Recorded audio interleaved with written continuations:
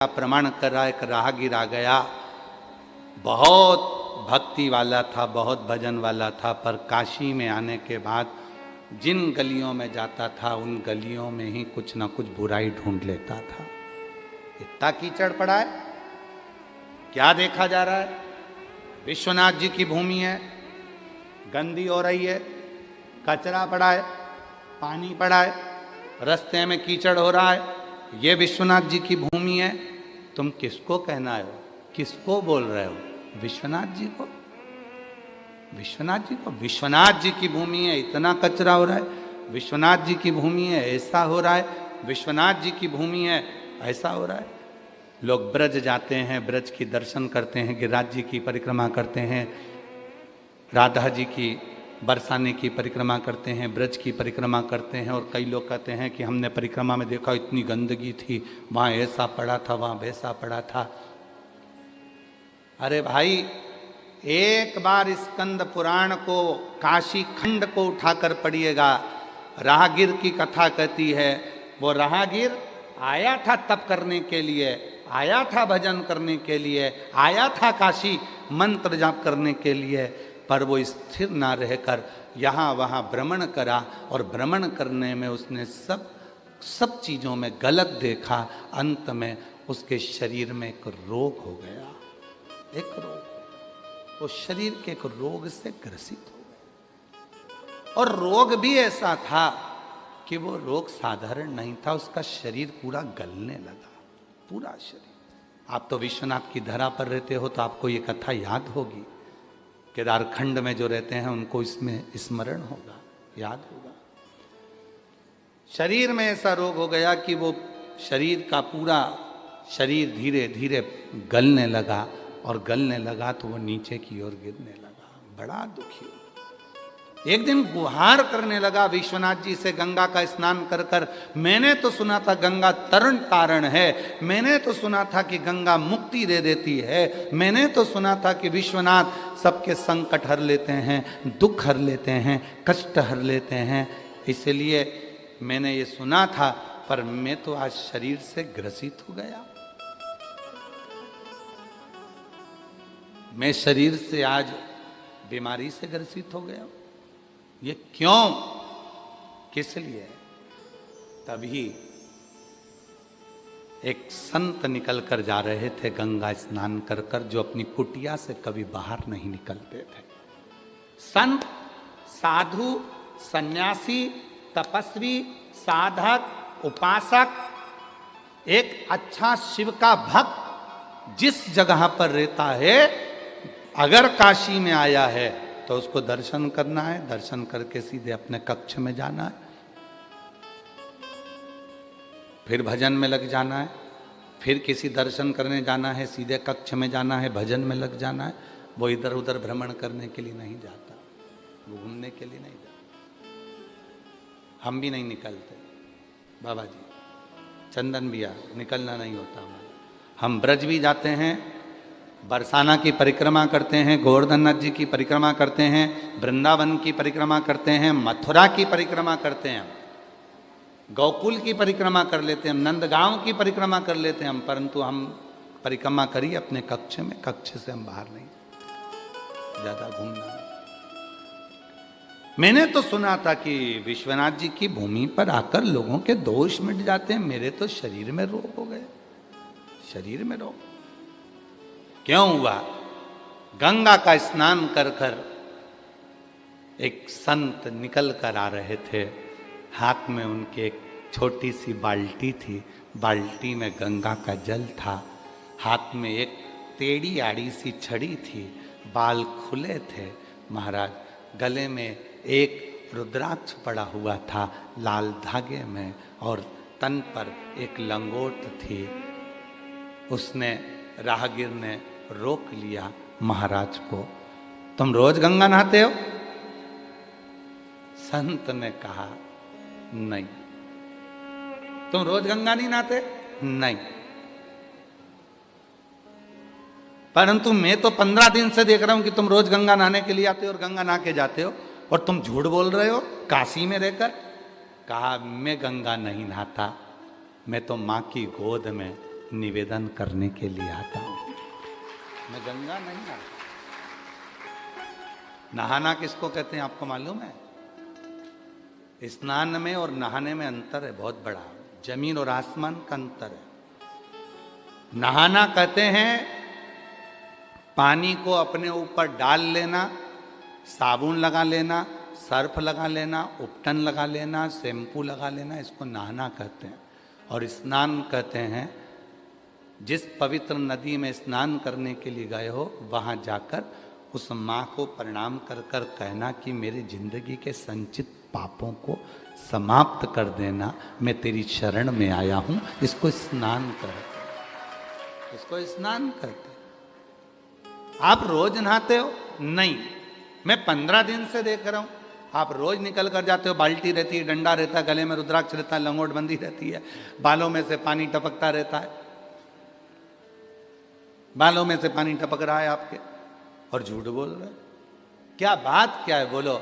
मैं आया था, मैं राहगीर हूं, दूर देश से आया हूं और यहाँ बाबा विश्वनाथ जी की धरा पर तप करने, साधना करने, व्रत करने, यहाँ मैं नियम धारण करने आया था यहाँ, परंतु मेरे शरीर में रोग हो गया है। तो संत ने कहा इस रोग को लाने वाला कोई दूसरा नहीं है, इस रोग को लाने वाले तुम खुद हो। अगर जिसके घर में आओ ना उसके घर की तारीफ करो, कभी उसके घर की बुराई नहीं करना चाहिए।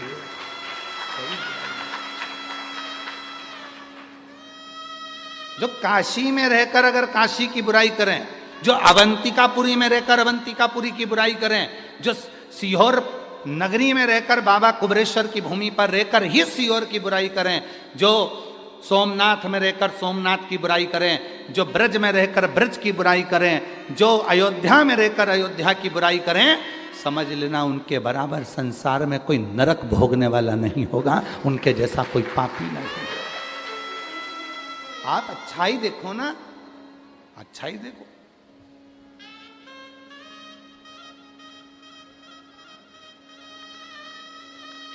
एक लड़के की शादी एक लड़की से हो गई, चलो जाने दो, ये वाला प्रसंग बाद में सुनाएंगे। हम तो ये एक नया प्रसंग दे देते हैं। एक बहुत काला सा दामाद था, एकदम काला, केवल आंख दिखती थी और दांत दिखते थे, इतना काला दामाद था। ससुराल में आ गया, सासू जी ने उसको श्रीखंड खिलाया, रबड़ी खिलाई, सब कुछ खिलाया, दूध भी खूब पिलाया। अब एक दिन दामाद जाने लगा तो सास आंख में आंसू भर कर बोली, दामाद जी थोड़े दिन और रुक जाओ, तुम्हारे रहने से हमको भी श्रीखंड खाने को मिल जाएगा, तुम्हारे रहने से हमको भी रबड़ी खाने को मिल जाएगी, खीर खाने को मिल जाएगी। दामाद को अहंकार आ गया, बताओ सास तो पूछा मेरे चक्कर में कैसे श्रीखंड खाने को मिल जाएगा, खीर खाने को मिल जाएगी, दूध पीने को मिल जाएगा, दही खाने को मिल जाएगा। कहा दामाद जी मेरी भैंस का छोरा हुआ था पाड़ा, वो मर गया, पर जब से तुम ससुराल आए हो तुम्हें देखकर भैंस दूध अच्छा दे रही है, भैंस दूध अच्छा दे रही।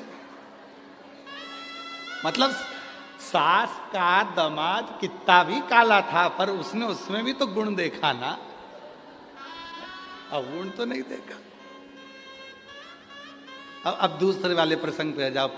एक पति की पत्नी बड़ी काली थी, बहुत काली, बहुत काली, पूरा स्वरूप उसका श्याम था, काली थी। वो हमेशा अपनी पत्नी को यमुना कहकर पुकारता था, यमुना कहता था। एक दिन बहुत दुखी हुआ तो किसी ज्योतिष आचार्य के पास पहुंचा और ज्योतिष आचार्य से कहा कि मैं तकलीफ में हूं, तो उसने कह दिया कि तुम्हें 7.5 चल रहा है। 7.5? हाँ, 7.5 शनि लगा है। उसने सुनते से ही ज्योतिष आचार्य से कहा कि मुझे 7.5 कभी नहीं लग सकता, क्योंकि मेरी पत्नी का नाम यमुना है और वो शनि महाराज की बहन है, तो मुझे कैसे लग सकता। वो शनि महाराज की बहन है, उसका भी वर्ण काला है, श्याम है, मैं उसको यमुना कहकर पुकारता हूं। अच्छाई देखिए। तो शनि ने भी हाथ जोड़ लिए कि इसका कुछ नहीं बिगाड़ सकता, क्योंकि इसकी धर्म पत्नी का नाम यमुना है और श्याम वर्ण है इसका, मैं बिगाड़। लोग कहते हैं कि कोई काला है तो उसको काला कहा जाए। अरे भाई जरा स्मरण तो करो, राहु केतु शनि मंगल 4 ग्रह ऐसे होते हैं जो क्रूर ग्रह हैं। उन क्रूर ग्रह ने भी हाथ जोड़े हैं। अगर किसी के शरीर पर काला तिल होता है, किसी के शरीर पर काला स्वरूप होता है, कोई अगर श्याम वर्ण का होता है, तो मंगल शनि राहु और केतु उसके ऊपर कभी चढ़ते ही नहीं है, क्योंकि उसको यम और शनि की बहन का स्वरूप माना जाता। आज भी नियम है, स्त्री के उल्टे हाथ में अगर काला तिल है तो वो श्रेष्ठ माना जाता है। पुरुष के सीधे हाथ में काला तिल है, वो श्रेष्ठ माना जाता है, उसकी श्रेष्ठता होती है, उसको श्रेष्ठ माना जाता है। अब तुम सब अपने अपने हाथ देखने में लग गए। तुम वाराणसी वाले कम थोड़ी ना हो, पक्के ही हो तुम भी है। बोल बम का नारा है। तो यहाँ हमें बुरा नहीं देखना, हमें तो अच्छा देखना है। सर्व है, सब में अच्छा देखिए, सब में श्रेष्ठ देखिए। तो वो जो राहगीर था, उस राहगीर को संत जो निकल कर जा रहे थे, उन संत ने कहा, भाई ये अगर बीमारी लगी है, रोग लगा है, तो इसके हकदार तुम खुद हो, कोई दूसरा नहीं। इसके हकदार तुम खुद हो, कोई दूसरा नहीं। कोई दूसरा इसका हकदार नहीं है।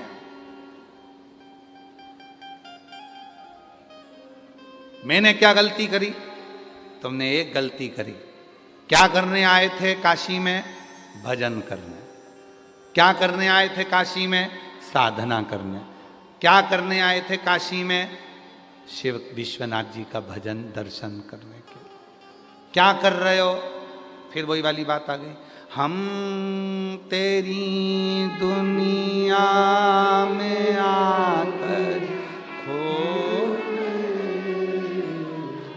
हम तेरी दुनिया में आके खो गए, कर ना पाए हरि भजन और सो गए, कर ना पाए हरि भजन और सो गए। हम तेरी दुनिया में आके खो गए, हम तेरी दुनिया में आके खो गए, कर ना पाए हरि भजन और सो गए, कर ना पाए हरि भजन और सो। हम आए थे भजन करने के लिए, हम आए थे स्मरण करने के लिए, हम आए थे मंत्र जाप करने के लिए, हम आए थे नाम जाप करने के लिए, और खो गए। हाँ, काशी वालों से निवेदन है, ये कथा जो काशी के निवासी हैं उनके लिए नहीं है। जो काशी के निवासी हैं उनको तो बाहर निकलना पड़ेगा, जो काशी के निवासी हैं उनको तो बाजार जाना पड़ेगा, जो काशी के निवासी हैं उनको तो अपना कर्म करना पड़ेगा, जो काशी के निवासी हैं उनको तो काशी में जाकर काम करना पड़ेगा। और तुम जो काशी के निवासी हैं वो किसी काशी के निवासी नहीं, ये पूर्व में शंकर भगवान के फैमिली मेंबर हैं।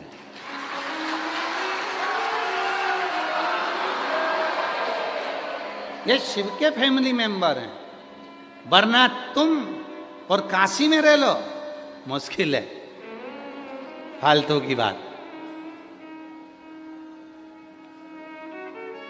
आप सब शिव जी के रिश्तेदार हो, पुराने पुराने जितने काशी के निवासी बैठे हुए हैं सब देवाधिदेव महादेव के रिश्तेदार हैं सब, जितने भी हैं।